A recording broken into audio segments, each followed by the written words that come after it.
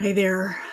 So late last year, November, I did this video called Time Warp on the fact that the genealogies in the Old Testament, in Genesis especially, don't add up because there's a problem with the pre-flood, I think it was, ages that how different they were when the post-flood, and the video. I have that video up right now. I'm not going to play it, but you can see there it's got the two different charts. The one that's traditional mainly from the rabbis, the Masoretic text, and in the red, and then the blue one below is a corrected text, and go into all the reasons why that's different, and the reasons that they believe that the Masoretes and the scribes and Pharisees, so forth, have such nonsensical ages for a lot of things. And I'm not saying people didn't live hundreds and hundreds of years. I'm just saying that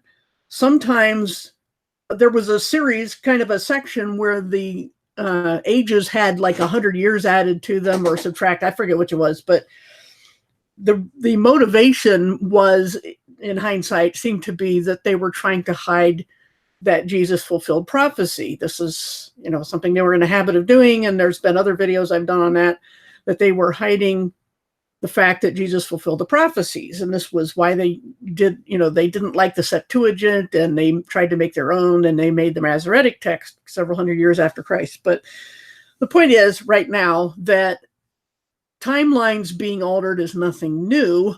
But again, as I've always said, the truth is discoverable because we have other ways of getting around the plans to hide certain things. And the modern theory is called the phantom time hypothesis, and it's been making the rounds in recent months in the conspiracy realm. And they said that according to, I checked a bunch of different sources before I went live, and this one seems to be as concise as any and has the same basic facts without being too wordy. And I'm going to read down to this first section and then chase one of their links. Hey, Danger Keys.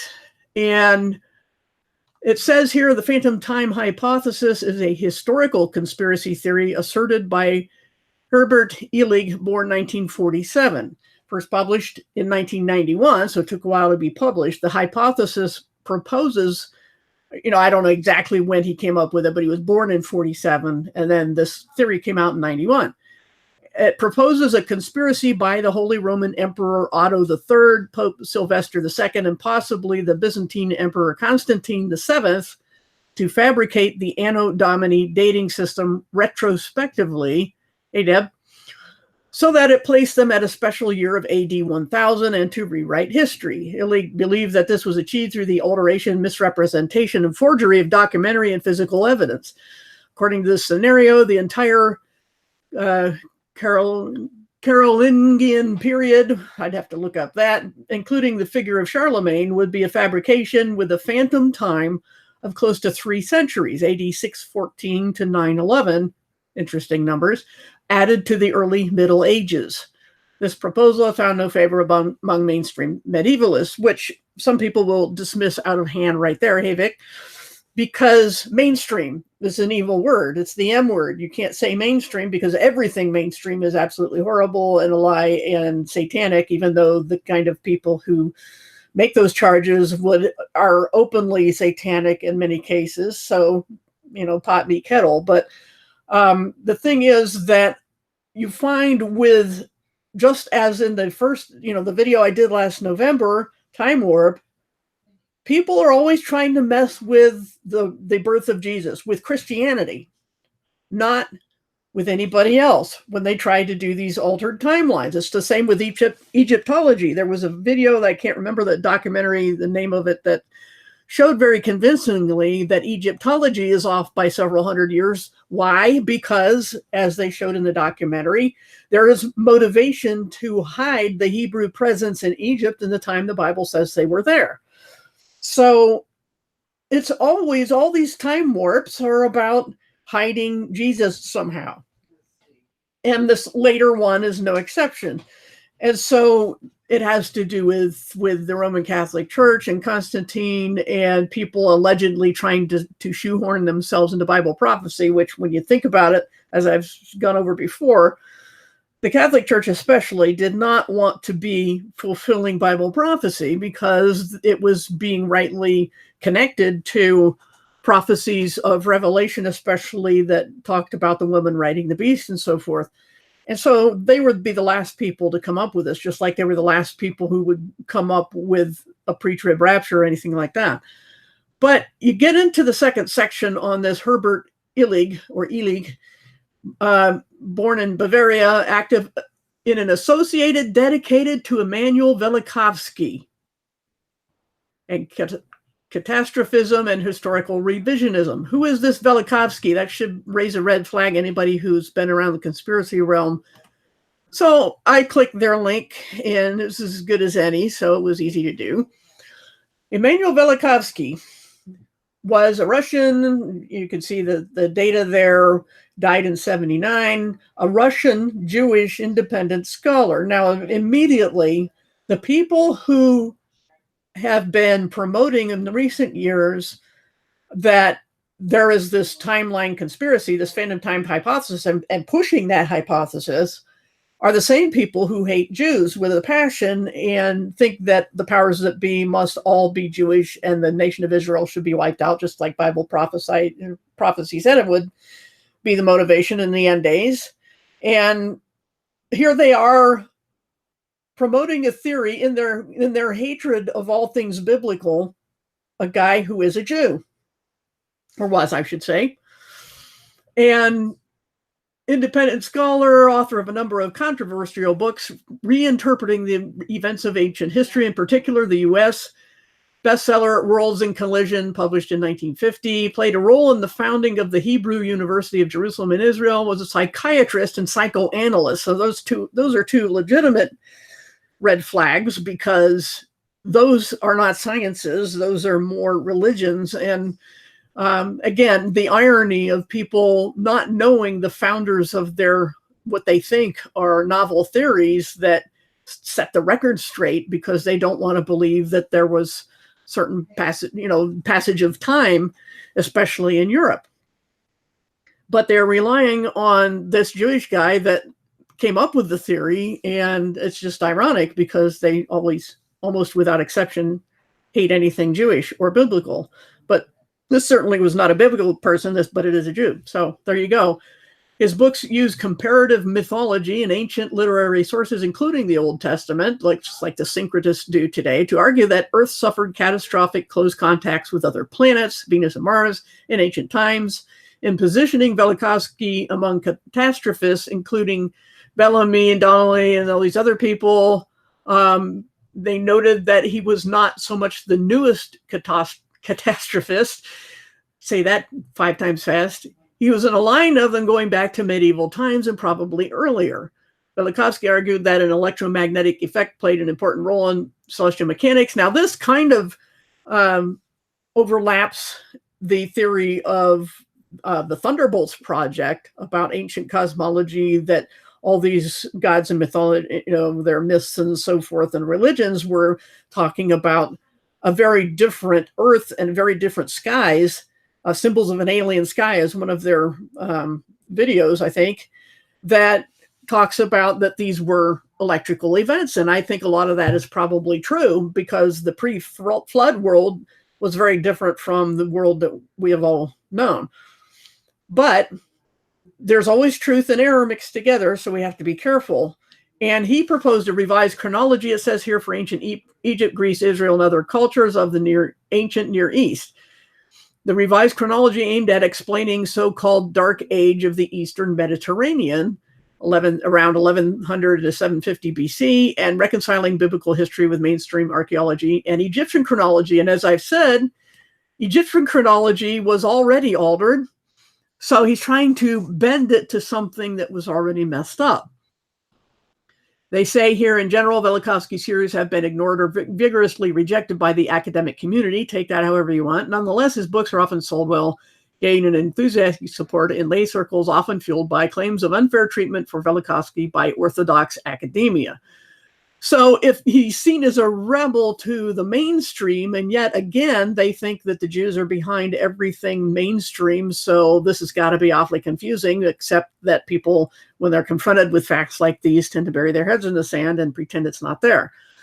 And you can read more about Velikovsky, and it's kind of a long link, so I don't know if I'm going to post it in the chat. You can find your own, material on these things. But anyway, all that to say that this is where this Herbert Illig got his phantom time hypothesis.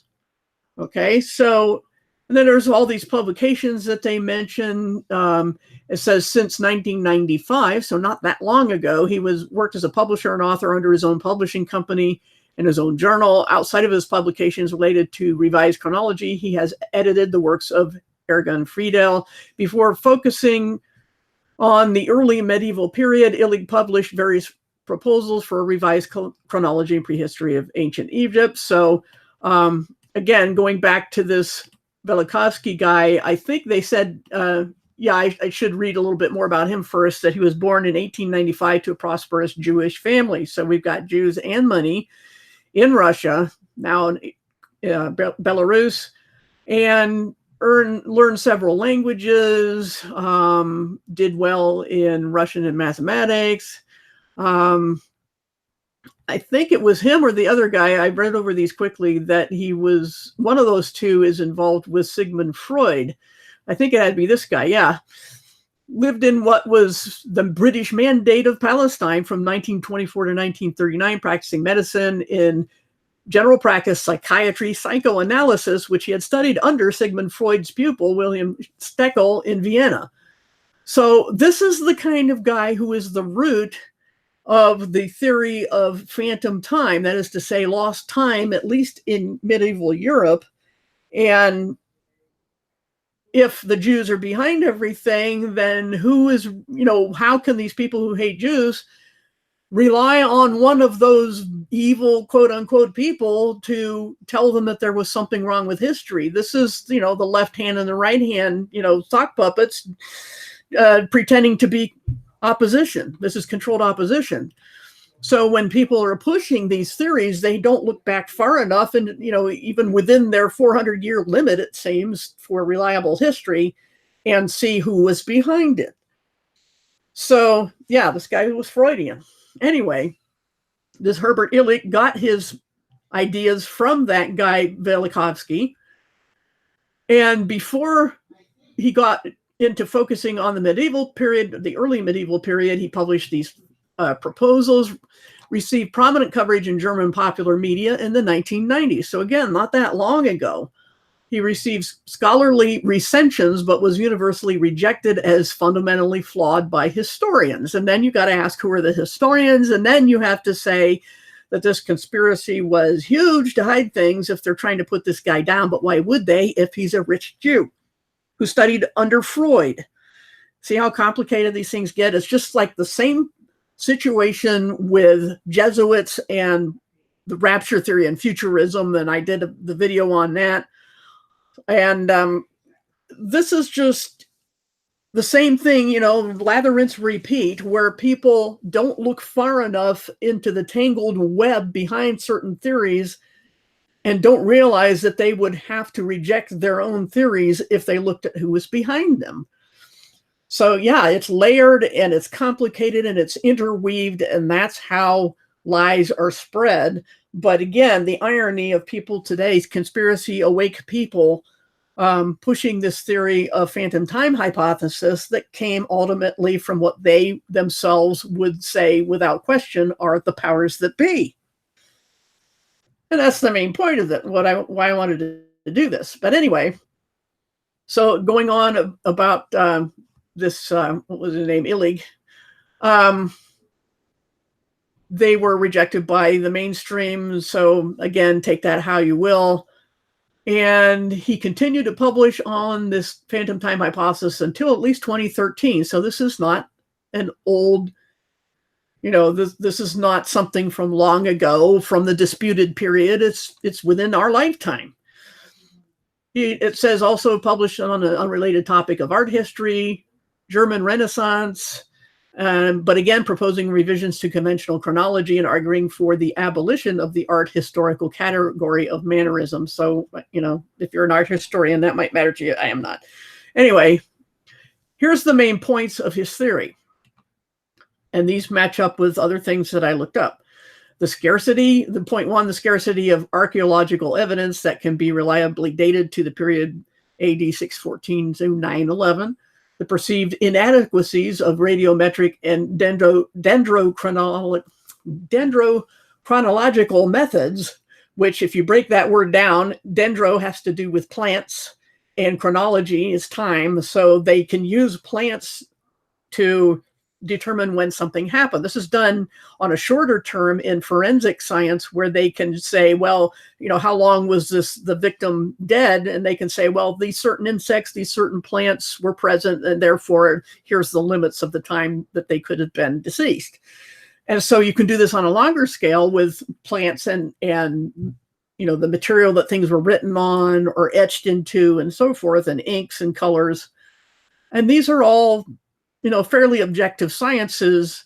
It's when you get into the million, billion year range with radiometric dating, you really have problems, because those dating methods aren't too bad in the short range, a few hundred years to maybe a few thousand. But after that, all bets are off. And that's why evolution is bunk. That's one of the many reasons. But the point is, on shorter ranges like this, you can use that. Anyway, this guy was saying, no, this is all bunk, wipe it all out. And that's, basically his first point, is that none of the dating methods of physical things are reliable. The second point is the presence of Romanesque architecture in the 10th century Western Europe, suggesting the Roman era was not as long ago as conventionally thought. I'm not sure why there's an expiration date on Roman architecture. Look at Washington, D.C. and all the pillars and Greek and Roman architecture. I'm not sure what point he was trying to make there, but let's go on. Third point, the relation between the Julian calendar, Gregorian calendar, and the underlying astronomical solar or tropical year. Tropical having to do with tropos. The reason the name for the tropics is the turning points of the sun through the seasons. That is to say, the farthest point at which the sun will go from the equator, where it's possible for your location that the sun will go 90 degrees overhead. That's how you define the tropics. Okay, so there's only a certain distance above and below the equator where the sun will go 90 degrees overhead. And that's what the tropics are, and that's what they're talking about. I'm looking at the word tropical, trying to say talking. Solar or tropical year. So that was the third point, was about how, calculating the movements of the sun and moon and how they affect the calendars. The Julian calendar, introduced by Julius Caesar, that's why it's named the Julian calendar, was long known to introduce a discrepancy from the tropical year, that is to say the solar year, of around 1 day for each century that the calendar was in use. By the time the Gregorian calendar was introduced in AD 1582, Illig alleges that the old Julian calendar should have produced a discrepancy of 13 days between it and the real or tropical or solar calendar. Instead, the astronomers and mathematicians working for Pope Gregory the 13th had found that the civil calendar needed to be adjusted by only 10 days. The Julian calendar day, Thursday, 4th of October, 1582, was followed by the first day of the Gregorian calendar, Friday, the 15th of October, 1582. From this, Illig concludes that the AD era had counted roughly 3 centuries, which never existed. So those are his main points of the theory of the phantom time hypothesis. And again, this guy got his ideas from Immanuel Velikovsky, the rich Jew, who studied under Sigmund Freud's protege, or whatever word they called it, student or pupil. Criticisms of the theory. The first point, the most difficult challenge to the theory, is through observations in ancient astronomy. Hello, M. Swift. Especially those of solar eclipses cited by European sources prior to 600 AD, when phantom time would have distorted the chronology. Besides several others that are perhaps too vague to disprove the phantom time hypothesis, 2 in particular are dated with enough precision to disprove the hypothesis with a high degree of certainty. One reported by Pliny the Elder in his Natural History, the eclipse of the sun which chanced before the whatever that is, Calends of Maj, when as certain people were consuls or officials of some sort, was seen in Campania between the 7 and 8 hours of the day in 59 AD, so forth, so forth. Anyway, they're citing and quoting, hey, Daniel, I think I said, shouted everybody else out. Sorry if I missed you. But anyway, cited these people as giving a report of solar events in their time. And they go on in this point to say, in both of these dates and times have confirmed eclipses. In addition, observations during the Tang dynasty in China and Halley's Comet, or Halley's, for example, are consistent with current astronomy with no phantom time added. Now, when it comes to using astronomy to time things or go back in time, we're talking about observations, not Earth shape and not cosmology. We're just talking about what people saw happen and when, and how they noted by taking careful observations what the patterns were. This is how the ancients knew when things were going to happen with extreme accuracy. It's because it wasn't that they were mathematicians so much, but that they were very good at observation, and they kept track and kept meticulous records of when things happened, so they knew when they would happen again. And so that's all they're referring to here in this first point of criticism, is the fact that because of these astronomical events, then the phantom time hypothesis couldn't possibly be true. And they bring up the Tang dynasty in China because the Chinese also kept very good records. And this phantom time hypothesis only focuses on Europe. They would have to also deal with the timelines of other countries that kept good records, and China being the chief one of those, the easiest to confirm and the most reliable, in all probability, that this doesn't add up to them. You know, their astronomical records show that there was no missing time. So the second point, archaeological remains and dating methods such as dendrochronology refute rather than support phantom time. In other words, they dispute Illig's claims that, again, he got from Velikovsky, that these tests of dating things, whether, they use carbon dating or, trees and bugs and things like that to date things, which is legitimate. They say these things do not support Illig's proposal or contention that there are, close to 400 years missing in medieval history. Well, again, it would have to be missing in everybody's history. And if you take those years out, then you've got a discrepancy with the rest of the world is the problem. And that's, in the first point, they studied it from the angle of cosmology and found that the records that were kept to keep track of these events are reliable and they don't support the phantom time hypothesis. And so the second point then is about dating methods.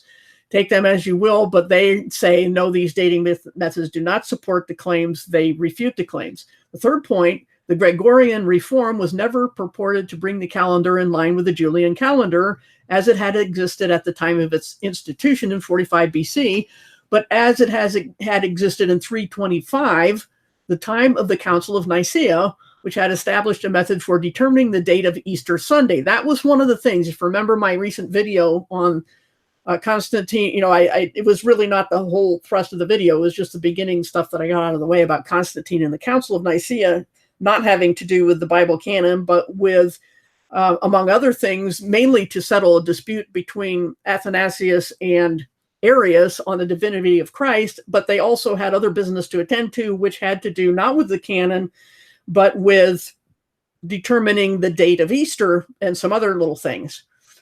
And they were trying to force fit. Yes, they were. But this, again, does not work for the phantom time hypothesis. So they go on here,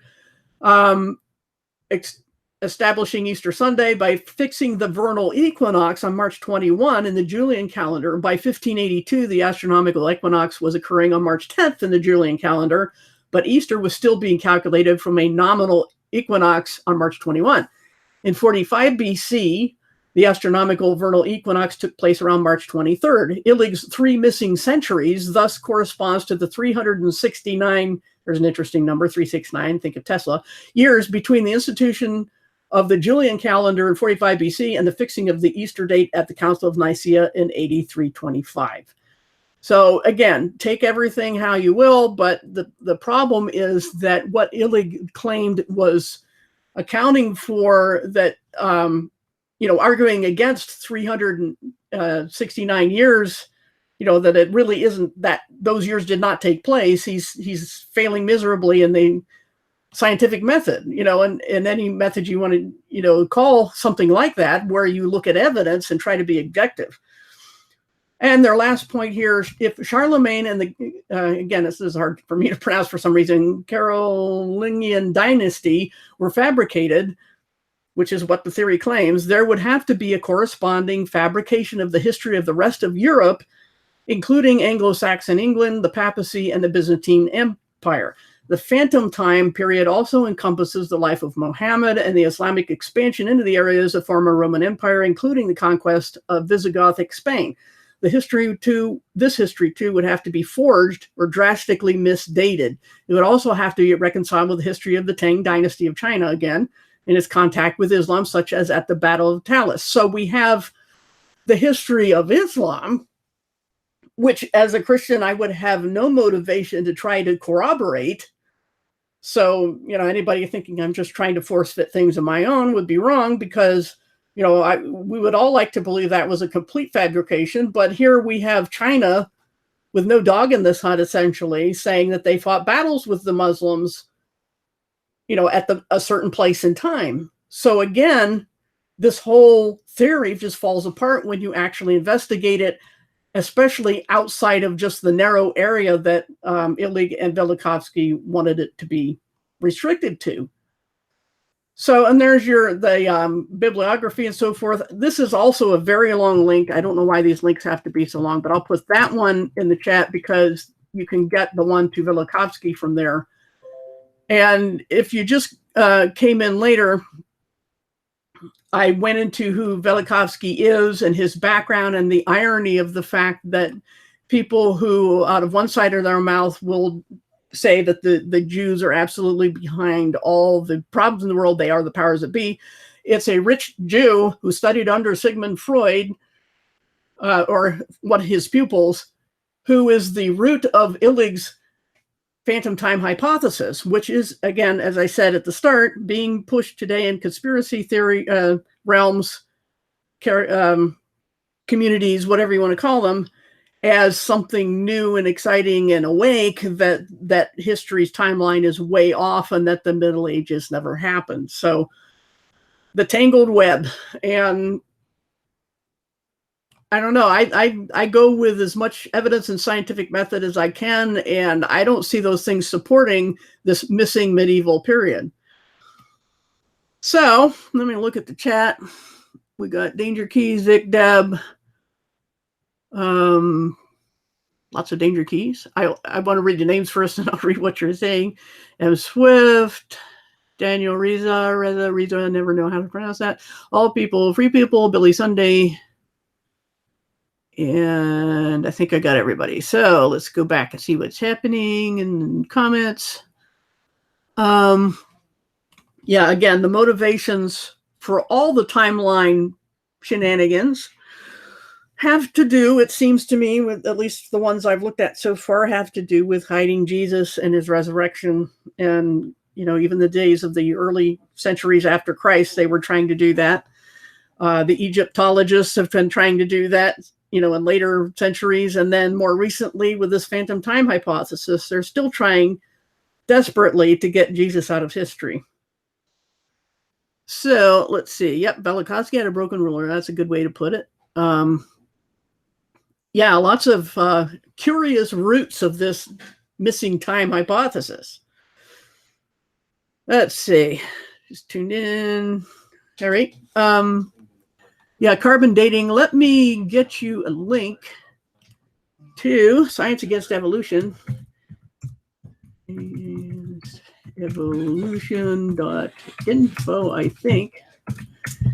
And you can get, it's the ugliest website ever. It's, I and a lot of other people have tried over the years to get the guy to let us help him out, because you don't have to make it incompatible with old computers to make it look nice, but well, he didn't want to do it. So anyway, lots of great material there. And he goes into carbon dating. You can go to the topical index and find things about age of the earth. Would be with, carbon dating and all sorts of things, biology, general things. So I highly recommend that site if you want to get into dating methods and their reliability, which there is some reliability, but they're limited in scope. And that's the problem. So let's see what else we got in the chat. Yes, astronomy patterns. That's the thing, is if you just go by the patterns and not worry about cosmology in general, but just look at when lights in the sky do their thing, what they do, when they do it, how often, and see the patterns, and they're written down, not just by Europeans, but by the Chinese and other cultures. I mean, people were in the conspiracy realm were all, really hyped up about 2012 and the was it the Mayan calendar. So they think the South Americans had it right, but those people and their astronomical observations that the conspiracy realm loves don't back up this missing time hypothesis of 369 years, 369. And again, look at the source, consider the source of these things. Let's see, back to the chat. Yeah, Chinese history is fairly reliable on astronomy, especially. And if they had a battle with somebody at a certain time, it's probably pretty good source material. I would certainly take it over the average amateur historian, especially. And yes, the other historians also, history is written by the victors. That's how it goes. But you can compare victors and conquerors and reconquerors of areas, and the history changes back and forth, and these records get kept. And so you can find this stuff out. So you can't just paint with a broad brush. There's not everything to do with academia is a lie. And you have to kind of look at it and study it to know where the lies and the truth are. And I think in this case, when it comes to history, yes, you can, if you don't do enough comparison and cross-checking, you can be led astray. But if you do your homework, you can find the truth. And in my opinion, I think the Chinese are fairly reliable on their dealings with other countries when it comes to the dates and times of battles. Who won it may be in question. But when it happened, especially if they relate it to astronomical events, is probably something worth considering. So anyway, yep, there's a lot of good sites with good material that are just painful to look at. This is one of them. But this guy never brings up religion unless his critics do, which they often do. And he just strictly goes by the scientific method, by evidence and logic, and just blowing holes in people's evolutionary theories that they, email him about. So let me put back up the time warp page that I started with. Again, that's a video I did back in November 13th, comparing, why the scribes and Pharisees were monkeying with the timeline to hide Jesus. And then later on, that this was done by the Masoretes, in the centuries after Christ. And then later on, it was the Egyptologists, especially, I think, around the time of World War II and forward, where they were just doing their best to write the Hebrews out of Egyptian history. And that hasn't really worked if you dig into it. And then now the latest thing is this revival of the phantom time hypothesis, where medieval European history never happened. Well, the trouble is that you can't put European history in a vacuum, that there were other parts of the world having history and making observations, and they just don't support those missing timeline years. So there you go. Anything else while I got the Hangout up? Because that's really all the material I have. That, again, this is it's not a new thing. It's fairly new as far as a lot of other theories go. Some of the things that were made up about the past, but this is from fairly recent times. And again, even this was from a guy that was, a protege of a student of Sigmund Freud, so kind of a second generation or third generation adherent to the psychiatry religion of Sigmund Freud and his ilk. and that he was a rich Russian Jew, and so he had all these connections. And this is the guy who this theory really came from and was promoted in recent years by this Herbert Illig. So there you go. That's the tangled web. And again, people who are very certain that the Jews are the powers that be are promoting one of their theories about missing years in medieval Europe. So I don't see too much activity in the chat. We've got 10 people watching, which isn't too bad, but I don't know. Personally, I haven't found much else to watch. I haven't even really been watching the Flat Earth Hangouts anymore. They're just lather, rinse, repeat, and toxic environments and drama, and that's all it is. And yeah, the other day there was, as I mentioned in a comment on somebody else's video that wasn't about that, some channel reached their 666th episode, and everybody changed their avatars to devil horns and pentagrams and upside down, all sorts of things like that. And we're having a great old celebration of satanic numbers, and so that's what we got going on. And why and the people who go there and they go other places, and it's all such a big mess that I can't have anything to do with that anymore. And so I'm kind of looking for someplace else to hang out, but I haven't found anything because, like I've said before, half the Christian channels have me banned because I do things like saying, hey, why don't you read the Bible? I don't say it exactly like that. I just well, the Bible says this, the Bible says that, and I have a problem with that, and so you get banned. Anyway, so I thought I'd run this hangout because I don't like to run something unless I have some material to present, and there you go. All right, well, no questions, and again, you can put questions in the comments on videos, or topics if you want me to look into. But I hadn't really done this one before, so I thought it was a good time to do that, since I just was, looking around for something to study, and I came across some stuff of this theory and decided I should do one on it. Let's see. Took an astronomy class with a Christian teacher, believed stars were most accurate. He would rewind roughly 2,000 years ago where 3 planets lined up. Yeah, that's to do with the Star of Bethlehem, I think, as I recall. Yeah, the Proverbs references about wisdom, I believe, chapter 1, the Proverbs about, wisdom laughing at calamity when it comes. There's also an interesting, just kind of off topic of speaking of laughing at calamity, where God mocks Babylon and says, you sorcerers, let's see you conjure up something to prevent what's about to happen to you. And that's kind of the attitude that I see, when I mentioned the satanic celebration the other day. People are into witchcraft, Satanism, Buddhism, astrotheology, Gnosticism, all those things. They think somehow that they're going to escape Judgment Day. And God is up there laughing, going, okay, see what you can conjure up, see if you can stop this from happening. And it's God who's going to get rid of the powers that be that they think they're going to get rid of, which are them. Essentially, it turns out, like an old a phrase from an old cartoon. I think it was called Pogo or something like that. A long time ago, black and white little, paper cartoons, where he said, we have met the enemy and he is us.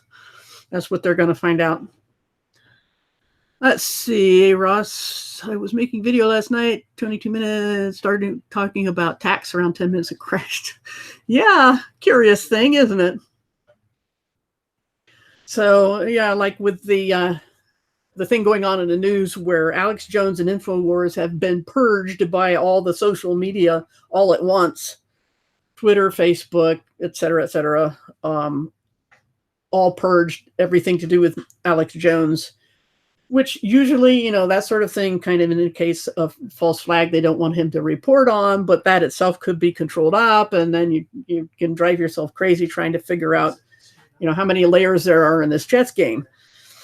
But if you got the Bible, it's not so much of a problem. It's not like you don't do anything, because, and that's another thing I was watching last night, a documentary is about 45 minutes on this Christian organization called Cure that is down in the Philippines and Africa, operating small hospitals by Western trained doctors who could have lucrative practices in the first world countries, decided, because they're Christians, to go down in these poor places and help little kids. These were children's hospitals where little kids that are all had been terribly burned or deformed and just miserable lives, and little kids suffering horrible pain, and they would do these surgeries on them to fix them up. And this is what Christians are doing just because they're Christians. And so anytime somebody wants to say Christians are just sitting around waiting for Jesus to fix things and do away with the powers that be, no, Christians are doing things like helping children in foreign lands that you won't find atheists doing because they're atheists, that they want to help people. No, these are Christians doing things because, as Jesus said, freely you have received, freely give. And that's why I don't charge for stuff. How can I? And so these are Christians doing things in the meantime. I mean, I'm doing something right now, and lots of Christians are doing things. We just don't tend to call attention to ourselves, and you won't find us on the mainstream media. And so people conclude that because we're not in the media, because we're not being promoted, that we're not doing anything. And yet they will turn right around with the other side of their mouth and say, well, the media are evil. And so they're, and the media are hiding things, which they are. But then why do they wonder why people who are really doing good things aren't mentioned? It's contradiction and hypocrisy from start to finish. But anyway, that's where the mileage I got out of you're having that mysterious crash when you're doing something about taxes. And the IRS is the muscle of the mob organization called the Fed. That's all they are. But yeah, here again, we have, he's mentioned Jews. We have, the people who are sure that the Jews are the powers that be are relying on a rich Jews theory to say that there's 369 years missing from medieval, that medieval times didn't happen, or the Middle Ages didn't happen. Hey, pillbox, salted cedar. So yeah, it's an interesting times in which, again, is an old Chinese tongue-in-cheek curse. May you live in interesting times. So yeah, the Fed, whatever, in other countries, whatever they're called locally, they're the Fed, they're the Hydra, and the local tax enforcement agencies are the mob's muscle that goes and shakes people down. The poorer they are, the more they get shaken down. So yeah, it's a twisted mess of hypocrisy and blindness and denial that people have when they promote theories by the powers that be in their quest to defeat the powers that be, unbeknownst most of the time. Or as one, I think it was Lenin or somebody, one of the communist fathers, who said, used the term useful idiots. A lot of these people doing haphazard research, or, maybe they spent a fair amount of time, but they still didn't spend enough time looking into the roots of these theories. Just like the Jesuits and things. Yeah, you can find Jesuits behind futurism. You can find Jesuits behind amillennialism, and you can find Jesuits and other nefarious characters behind historicism. Anything you want, you can find a Jesuit under the rock or a Jew under the rock. And that's, just lazy when people just find one of those and stop. They never consider the fact of the dialectic and the left and right hand, being operated by the same entity. And so here again, with this phantom time hypothesis, it's the same thing. The people that they are the conspiracy realm is targeting as the powers that be are the ones who came up with this missing timeline theory. So, take that how you want, but this again is one of the reasons why I just don't bother with the awake crowd, because they're not as awake as they think they are. And yeah, the heads of the beast, the Hydra, as far as specifically the heads of the beast, because the beast has 7 heads and 10 horns in Revelation, but these have other meanings as well, and they go into a lot of other Bible prophecy, what that means, whether there are literal 10 regions, and this has been talked about, because I think the powers that be are as clueless and divided and guessing as anybody else when it comes to interpreting Bible prophecy. And a lot of things are hidden from them deliberately because, as Paul put it, when it came to time for Jesus to come and sacrifice himself, Paul said, later, because he wasn't a Christian until after Jesus had ascended, he said that certain things about, the Messiah coming to be crucified had to be hidden from the powers that be, because otherwise they wouldn't have done it, and it had to be done. So also, I believe that the powers that be are desperately trying to preempt God's prophecy by fulfilling some of it earlier than it should be. But it's just like what God did to the ancient Egyptians, to Pharaoh, who was chasing Israel through the parted Red Sea, and God had their wheels come off their chariots and get stuck in the mud, and all sorts of uncanny, miraculous delays that God did to keep them from catching up to Israel before they had all crossed, and then he drowned them all in the water, So I think God still does that sort of thing, where a lot of people, Christian or not, have seen that it seems like history is in a holding pattern, that things keep getting reset and redone, and they just can't quite take the next step, the next leap, and they don't know why. And I can tell you why. It's because God says it's not time yet, but everything's ready. And I think that's also why so many people are saying, well, this is when the end times start. They're going to start here. They're going to start here. It's not necessarily that they're totally wrong or that they're insincere. It's that God is putting a hold on things until he says it's the right time. So that's what I think is going on and why it's being delayed. And I believe that and 1,000 other reasons are why the church is the linchpin of these things, that the end times can't get started while we're here, because we have to be out of the way, because we're here for a certain reason that has to do with holding, getting a certain number of Gentiles in, as Paul put it, saved. And then God pulls the pin, the rapture, and then these things commence. I know a lot of people don't agree with that, but that's just, it fits with so many other things to me. That's a good verse, 2 Corinthians 4:3. Gospel is hid to those that are lost. Let's see, we got 1 Corinthians 2:8. Yeah, that's the one I was talking about. Thanks. Of, the princes of the world, which you could take to be human or supernatural or both, that are, God's reasons for hiding certain things. And that, people jump to the ridiculous conclusion that the powers that be wrote this stuff. Well, they obviously didn't, because it has them as the bad guys, but that beside the point. The point is that they can't do anything without God's permission. And so, I think if we really want to get the end times going, that we need to get in gear spreading the gospel and reach that number so we can get out of here. So, and again, the whole, I'm not going to go back, all the way into the rapture timing issue. The point is that Christians should always be ready to go and always be eager to spread the gospel, and that this is, probably the reason things haven't commenced the way at the time everybody thought they would. Yes, that is the mystery given to Paul, which is a key thing that he said that straightens out a lot of things and dispenses with any sort of replacement theology, which I'm still battling with people in a chat on another video about replacement theology. What a problem that is. And people don't understand that when Paul talks about branches, wild and natural branches being grafted in, he's not talking about grafted into Israel. The tree is not Israel, it's Jesus. So the church is a new third thing. Let's see, more along the lines that Moses was an astronomer and predicted a low tide, and so I said, I think, it says God had a wind blow all night long that made, and then the waters parted from that.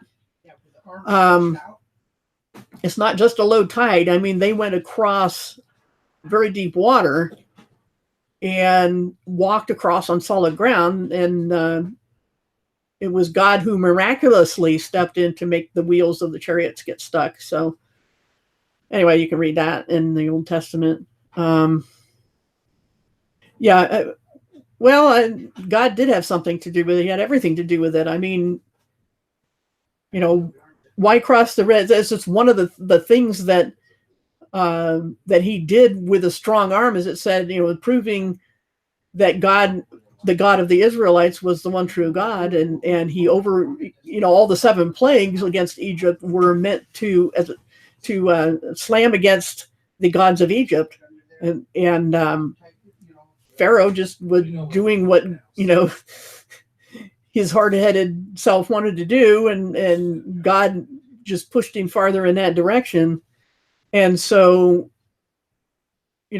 parting the sea enough, wide enough for several million people to cross and on foot takes some time. And like I said, the Egyptians just rushed in after them in through the parted waters, and they were going to overtake the Israelites because they were moving much faster than the Israelites, and God delayed them by having the wheels come off their chariots.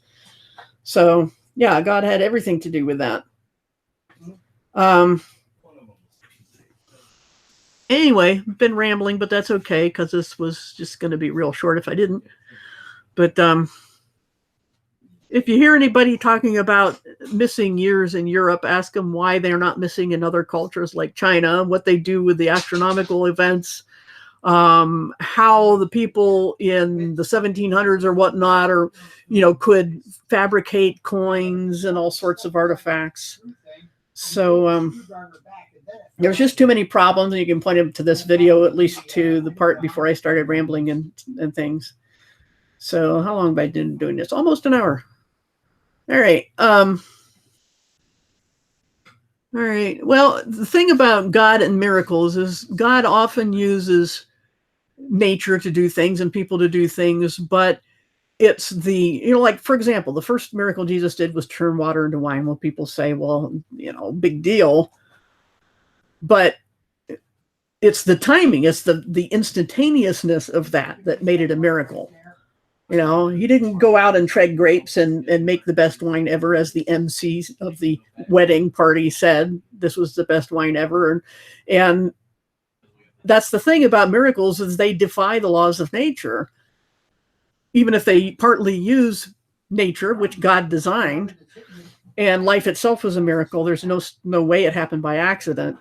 So God can use these forces, but he can also override them. That's just how it is. I mean, if we don't believe in miracles, then we don't believe Jesus rose from the dead. It's that simple. So if we're going to call ourselves Christians, we have to believe in miracles. Let's see, replacement theology. Oh yeah. I'm hoping that helps, because, I've had people who have watched it, or said they watched it, still pretty much acting like they didn't, like none of the material presented meant anything to them. So what can you do? That's why I just put stuff on my channel instead of going around to panels and trying to debate 5 people at once, which isn't a debate. Let's see. Can anyone explain, let us create man in our image? Yeah. Elohim is a plural noun, but it's used with singular verbs. So, and this was a common thing in ancient histories. And it's a kind of a respectful address to use the plural. That's just how they did things then.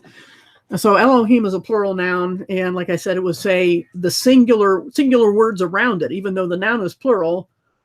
They would use singular words with it, verbs and such. And when he says, let us make, it isn't necessarily a pure plurality of beings, but we could also say it's a reference to the Trinity, but that's not necessary.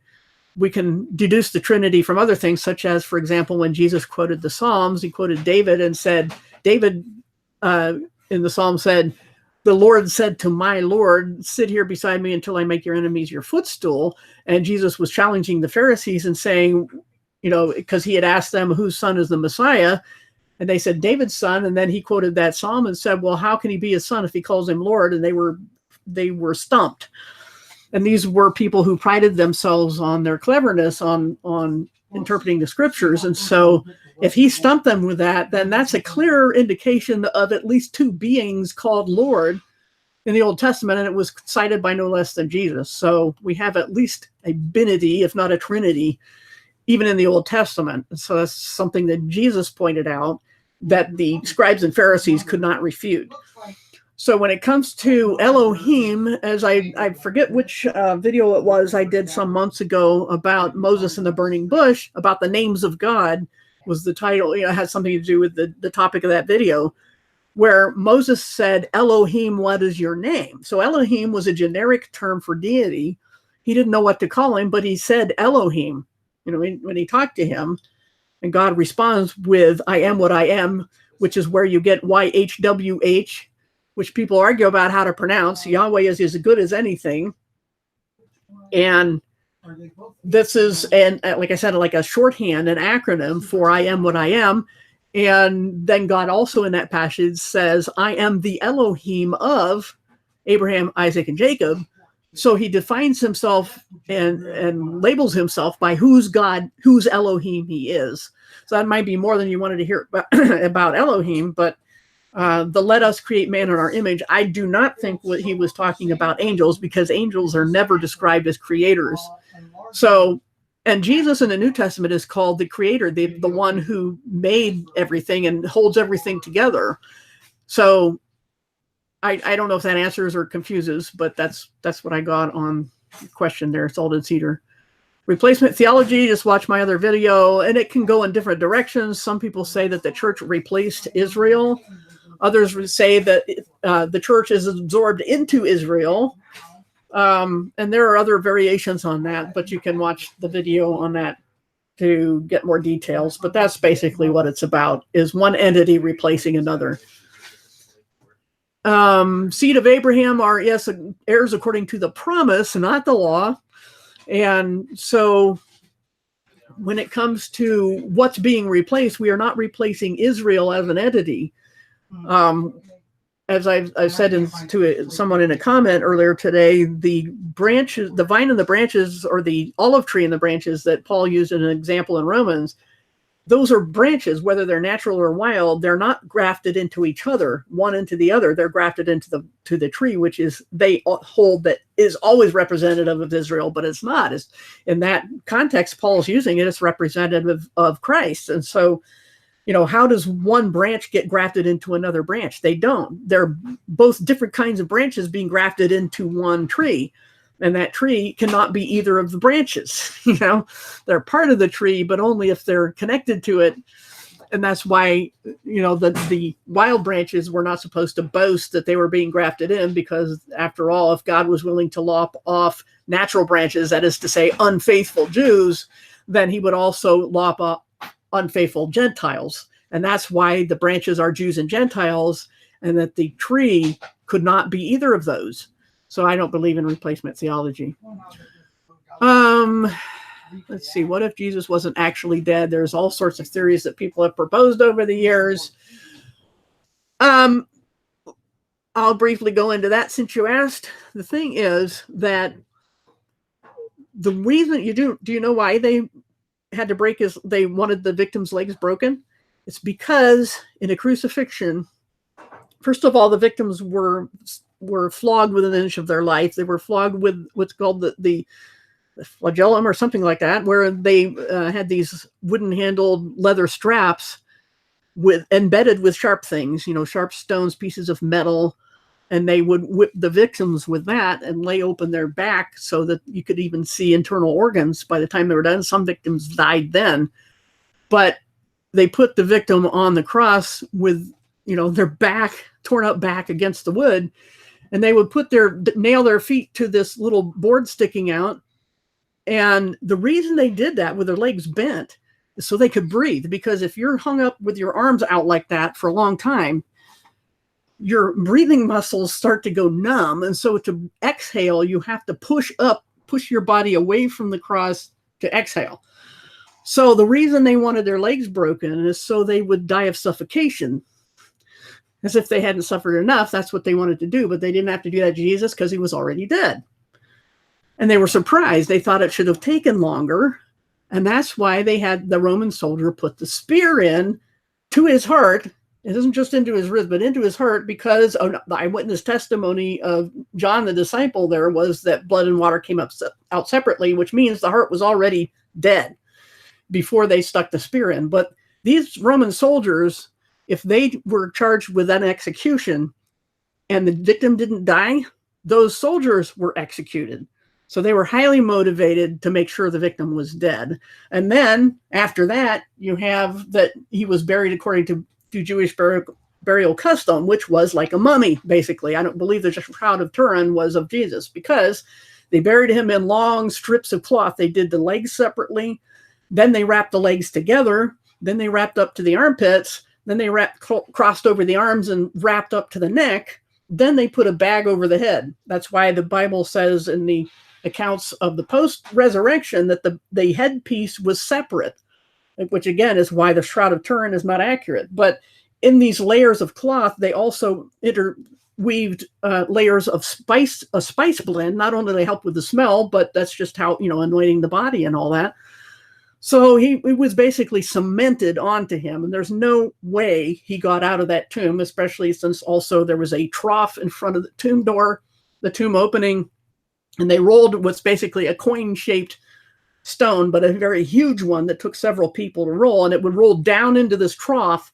So to roll it away, you had to roll it uphill. So nobody was opening that tomb, and Jesus was there for 3 days and 3 nights. So he was dead. Okay? More explanation than you wanted, but he was dead. So nobody pleaded not to have his legs broken, I might add. Nobody pleaded for that not to happen. He was dead already. That's why they stuck him with a spear. They broke the legs of the 2 thieves on either side of him because they weren't dead yet. Jesus didn't need to die of suffocation. He was already dead. So why would they break his legs? There was no reason for that. Let's see. Okay, I'm explaining replacement theology during the church age. Yes. Physical Israel is partially blinded. Yes, that's another excellent one. Yeah, 3 days and 3 nights. Yeah, that was a horrific method of execution. And in the Psalms, when they were written, when David describes that kind of death, he was, that form of execution was unknown. So it was a prophetic psalm as well. And that's the one where he talks about, these dogs, which was a way of talking about non-Jews back in the day, were fighting over Jesus' clothes.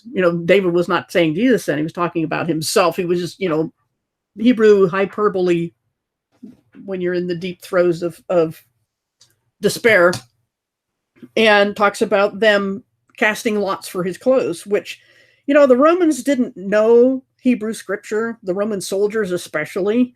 They would not have known they were fulfilling anything. They just wanted his inner garment because it was weaved of one piece of cloth and it was valuable. So they gambled for it. They didn't want to, tear that up and throw it away. It was something they could sell or have for themselves. So they gambled for it. And there's no way Jesus or his disciples made that happen. The disciples all ran away except John and the women. Those were the brave ones who stuck around. And there's no way the Roman soldiers had any knowledge or interest in, and the disciples had no money to pay for any kind of conspiracy theory where they would fulfill these things. That's just ridiculous. So yeah, that whole thing probably could have been a separate video, but that's not the sort of thing I like to go over a lot. I mean, you can read about it. There's all sorts of books and documents about, there's one called Who Moved the Stone. And if you just look at the motivation, and I have some of the stuff written down in my commentary on the New Testament. There's one, the first one is on, I put all the Gospels in one commentary part. So you can look that up. Let me see. I suppose I should go get the link for that. Let me replace this link with my Bible site, and you can see there the commentary, and here's the one on the Gospels. So I will get you that link in the chat. So, and like I said, there's all sorts of other material that you can look up on the details of the crucifixion. It was a horrible way to die. And I'm also historically, I think it was Josephus wrote that, I think it was Vespasian or one of those, Nero, one of those people used to light his garden at night with the bodies of slaves that were crucified and had oil poured on them, and they were lit on fire, and they would line his garden path. And that's the kind of people we were we're dealing with back in ancient Rome. So you can understand then why after 100 years or so that when the Christians were offered to be the accepted religion in Rome, they took it. It was a terrible mistake, but when you've been persecuted that hard for that long, you get tired, you get worn down. And so that's why it was a tempting offer. So, and that's when Satan will strike, when you're at Eureka's. That's why he tempted Jesus, and when he had been fasting for 40 days and 40 nights. Not stupid. All right. Anything else? Okay, well, I think that's it. And if you know of any other half decent hangouts where I'm not banned, let me know. Pop a link in the chat, or it's going to end after pretty soon. I think it's within like 5 minutes after the thing ends. You can always put it in the comments or send me a message or something. So, all right. Thanks for coming. We'll see y'all later.